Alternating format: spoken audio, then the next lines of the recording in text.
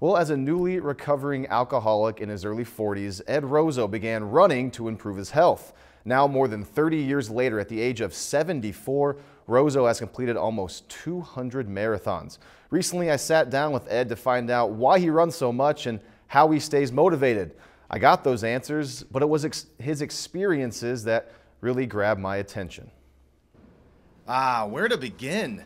This guy right here makes the most interesting man in the world from those Dos Equis commercials look like your high school biology teacher.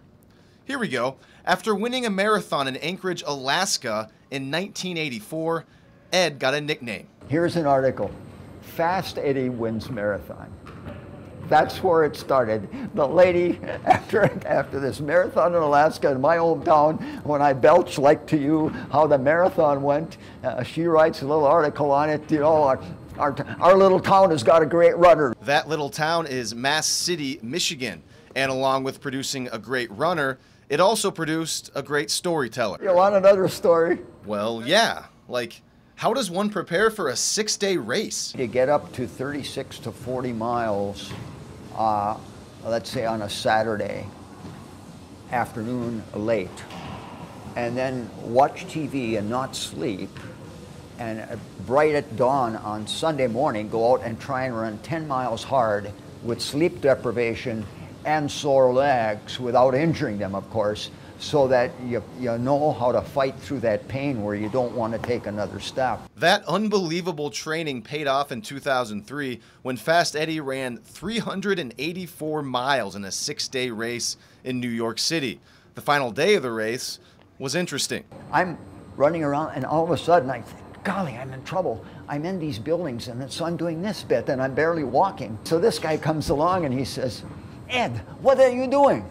I says, I'm off the path. I'm into these buildings and I'm trying to get my way back on the path. He says, Ed, you're hallucinating. You're right in the middle of the path. There's no buildings. Follow me. The stories kept coming, like the time Ed lived in Iran during the Iranian Revolution in 1979. There was a point where there was martial law and curfew, and if you were on the streets after 9 o'clock, you got shot. And the time Ed ran a 24-hour race without working kidneys. He thought he was going to die a week later. I was so sick. It was worse than the worst flu. And to the point where I was breaking out the life insurance policies and showing them to my wife and scared the tar out of her. A short chat with Fast Eddie can turn into a learning experience. He has so many different life stories that he can share. So many that people have asked him if we'll put them all into a book. Right now I don't have time.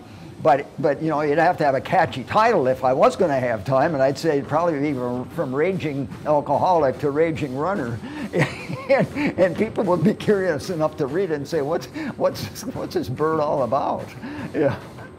All right, so I spoke with Ed for about 90 minutes, and just that piece right there only included a few, 3-4 of his stories. He talked about so many other things during that time, and that 384-mile performance that he talked about, that I talked about during that 6-day race, that was a record for his age group back in 2003. And he lives in Minneapolis, but he has a property near Park Rapids, and he comes up north every month. And so when there's a big race coming up, he trains at Bemidji State. You saw him there training.